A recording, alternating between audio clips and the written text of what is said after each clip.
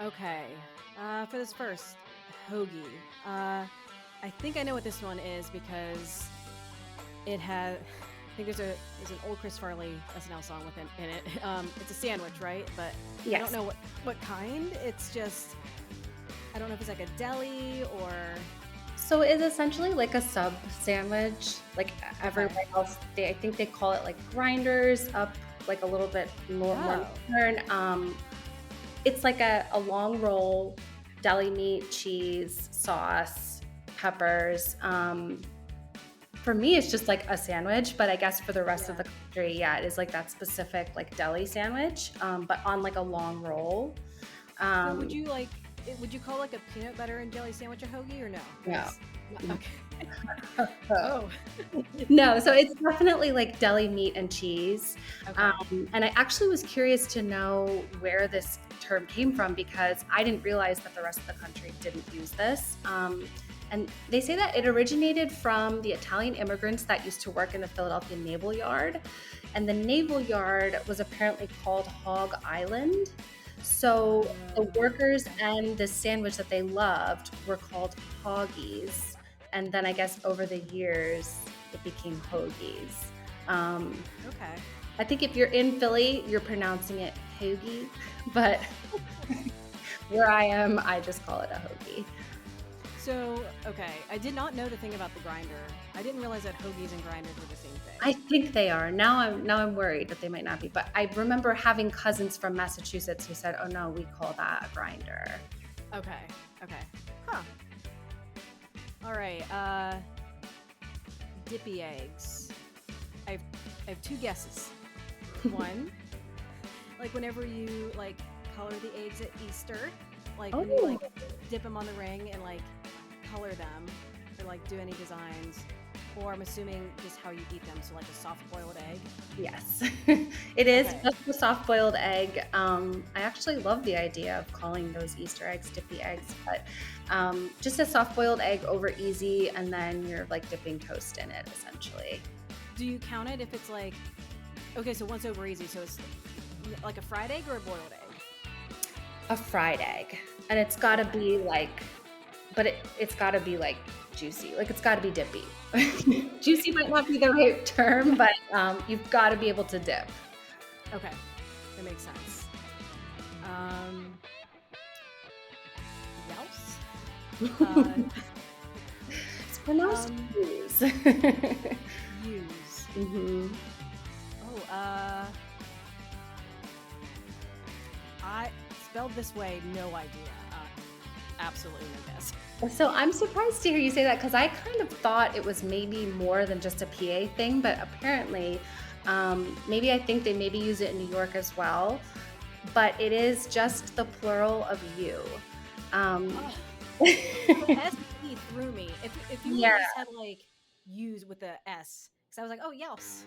I Use think the I kids. see it spelled like so many different ways. And Yeah. I've also seen that like you can use it to mean you singular or you plural.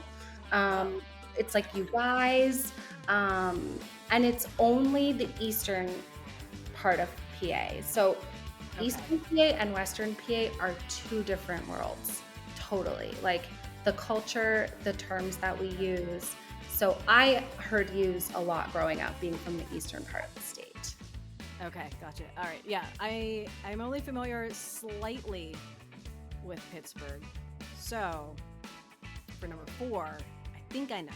Mhm. It's the same thing, like Yeah. Yinz, like y'all, Yinz, Yeah. group. Okay. Yeah, but that's the Western PA term for it. So I had never heard this growing up. Um, like when I say it's two different worlds, it is two different worlds. I only learned it, I think maybe like even after moving outside of PA. Yeah. Um, but yeah, it's essentially the same thing. Yinz. What is though? Okay, what is a Yinzer? You know, I don't know. maybe it's just like what people call each other who say Yins, because I have seen that on social media, like Yinzers. Maybe it's something Maybe it different. is like people from Pittsburgh call themselves Yeah. Yinzers. I think Yins is like Ewans. I think it's like Okay. a collection You. of Cute. a word Ewans. I don't know. Um, But yeah, that was something that I sort of only just learned about. Okay. Outen The Lights. Okay. I have two guesses. One, like turn off the lights. But two, like maybe if it's dark out, like if it's like, because like street lights, like, oh, it's getting dark out, it's out in the lights. Good guess, but you were right the first one. It just means to turn off the lights. It is part of the Pennsylvania Dutch dialect. So a lot of, like, so much of our terms and foods that we eat come from the Pennsylvania Dutch culture, which until today, admittedly, I thought was like the Netherlands, but it's actually German people that settled in Pennsylvania and then created this dialect, which is like a mixture of English and then various German words. So it just means turn out the lights. I'm gonna start using that. I like it. Yeah. Pierogi. I do know Cleveland is very fond of pierogi, so Polish dumplings. Yes, that's exactly how I was going to describe it, a Polish dumpling. The reason why it's sometimes like a PA thing is because Mrs. T's, the brand that is in every grocery store. Oh, you don't? No. So Mrs. T's was a Shenandoah-based company. So they actually popularized pierogies in the United States. And I also did not know that it's like not a food that the entire country eats. Although you can get it in grocery stores like everywhere, it's not something that like you would see normally on somebody's plate. So is there a staple pierogi filling? Because I've seen things that are like just potato and cheese and onion. Like, what is the standard? I think the standard is cheese and potato, and then I think you can get it like with onions. And it's also like, I think you can have like more of a fried pierogi, but my mom used to boil them. So that's kind of how. Oh, I've only had them fried, like the pan fried time. Yeah. It's kind of good boiled too, to be honest. I feel like it'd be nice and like soft, and you could have like almost like a gravy with it or something. Exactly. Yeah. It's delicious. Okay. I'm seeing apple. I'm thinking, okay, like so maybe like some sort of fruit dish. Like a cute nickname. Yeah, maybe some sort of like apple pie kind of thing. So that could not be further from the correct. No. I'm sorry. It's a pork dish. So I've actually never had it because growing up, my mom is a vegetarian, so we never had Scrapple, but it is like beloved throughout the state. It's another like PA Dutch Amish dish, and it's basically the scraps of the pig.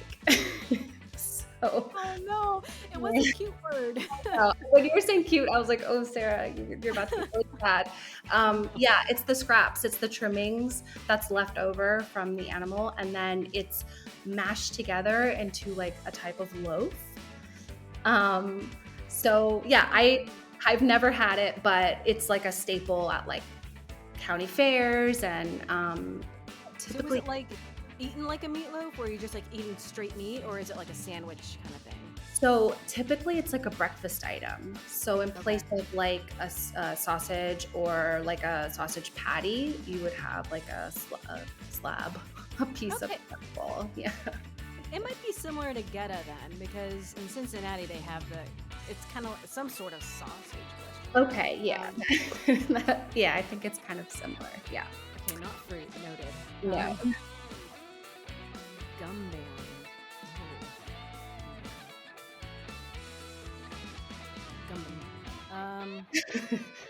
I'm just trying to see if it comes out a different way.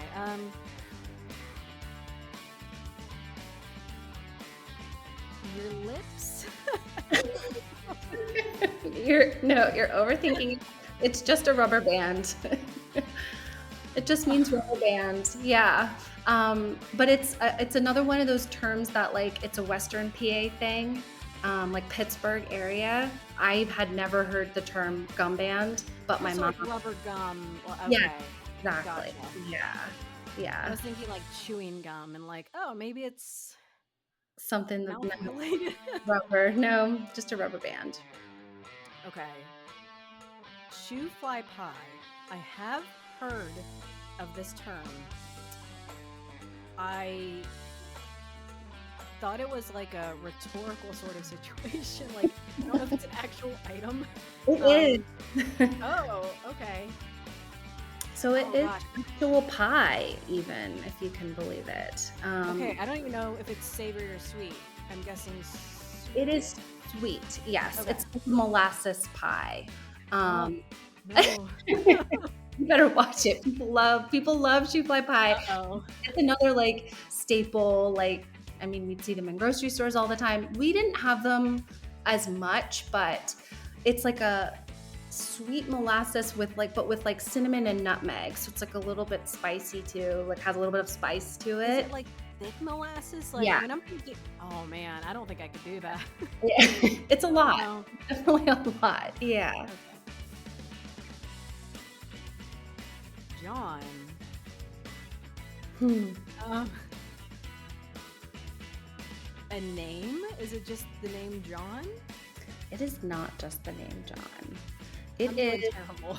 It is that Jawn is everything. Jawn is a person, a place, a thing, an event. It is so You're blowing my mind right now. it originated as like an African American vernacular term, but then was like adopted throughout the entirety of the city of Philadelphia. You can replace any noun in a sentence Okay. with the word Jawn. So if I'm talking about Fen, like that Jawn really had to pee. Exactly. Exactly. And My somehow dog. Oh, let me clarify, my dog. yeah, your dog. Yeah, but that's it. Like, and somehow the person you're talking to like always knows what you mean when you say Jawn. Magical. It's magical. There's no wrong way to use it, but it is like protected term. Like local people don't like when outsiders try to use it. So I will not. I will avoid it. but yeah, it's sort of like a catch-all word for almost any noun. Oh, that's all. I like that. Okay. Yeah. Yeah. Teaberry ice cream. Teaberry. Making up words. I don't know. Teaberry. Is that a fruit I'm not aware of? Teaberry? I'm assuming it's an ice cream, but I don't know what that flavor is. Yeah, you're on the right track. It is a fruit. It's a berry that's native to the New England and Pennsylvania areas. Oh, okay. But it doesn't taste like tea and it doesn't taste like berries either. It's like a wintergreen, like a sweet wintergreen flavor. That came out of left field. Yeah, Wow, all right. and it's Here. bright pink. So you really have no idea like what you're going for if you've never had it before. If I ordered a bright pink ice cream called Teaberry and it tasted like mint, I don't know what I'd do with myself. You'd be really thrown off. Yeah. I've actually never had the ice cream, but growing up, my grandmother chewed Teaberry gum, so I loved the flavor of Teaberry. It's really good. It's just you gotta know. I think I've seen the packaging before. When you said Teaberry gum, Mhm. it's like almost like an old timey package of like pink and maroon or something. Yeah, yeah. Never had it. It's really good. Yeah, it's really, really good. Lebanon Bologna. I'm assuming it's just like a kind of meat, just like a straight up bologna meat. Pretty much, yeah. Again, like having a vegetarian mom, we never had Lebanon bologna, but it's like a smoked meat that originated in the Lebanon area of Pennsylvania. Oh, how do you, Lebanon? Lebanon. Am I saying it wrong? Oh, I was saying Lebanon. I think it's Lebanon. I think that's how we say it in PA. I could be wrong. Oh, I mean, yeah, I also might mispronounce the Ohio version of the city. So. Yeah. Okay. Lebanon. I think that's how we say it here. And it's another like Pennsylvania Dutch something from the Pennsylvania Dutch community. They use it as like cold cuts or appetizers. So yeah, it's just kind of like a type of bologna, type of meat. Okay. Tastykakes. I think I know what this is. It's kind of like the little pre-made dessert things, like the little packages you get from vending machines. Yes, and I think they may have it in Ohio. I'm not sure, but it originated in the Philadelphia area, so it's just like a packaged dessert, but really it's so much more than that. It's like the best thing. I don't know if it's because I grew up eating it as a kid, but like so tasty, and I missed it so much when we weren't living in PA. You can't get it. You can get it in like... Are there multiple flavors, or is it just one flavor, the Tastykakes? There's multiple flavors. There's so many different kinds. There's cupcakes. There's butterscotch crimpets, which are my favorite, which is like a vanilla spongy cake with like a butterscotch frosting. Yeah. They've got chocolate covered candy cakes, which are just like peanut butter cakes with chocolate on them. They've got coconut cream, they've got dark chocolate, jelly filled. Like you really got to open your eyes to the world of Tastykakes. So if I were to say like, oh, they're just like Hostess, would you be mad? Oh, whew. Those are fighting words. It is a cut above Hostess. I mean, truly, you got to try it. They're so good. Okay, I will. I bet I could get them. I think you could. Red up the room. So I do think I know what this is, but I think because of someone in my family mispronouncing it, I thought it was to rent up. I thought you would like spruce up when you rent up. Yeah, it's red up, but it does mean like to like tidy up or clean up. Yeah, exactly. I didn't know it was red though. I've been saying rent up for years. Yeah, it's red because it's from like a Scottish slang of like readying up a room. So you're getting the room ready for company. Okay. Yeah, but it's also only used that I'm aware of in the western part of PA. Like we never said that growing up, but in western PA, they say it quite often. And that's probably why I've heard of it, but I've heard it wrong. People, I tell, oh, I'm just going to rent up. No, they're like, what are you saying? Yeah. Okay, last one. Whizwit. Whizwit. Is it to be inebriated? You're sort of in the right vein because you're usually inebriated when you're ordering cheesesteaks in Philadelphia, but it's how you order a cheesesteak. So,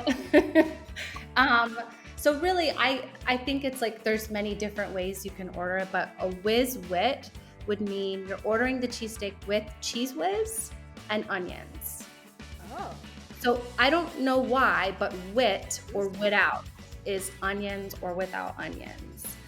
So if you're ordering like a provolone without onions, you would say provolone without.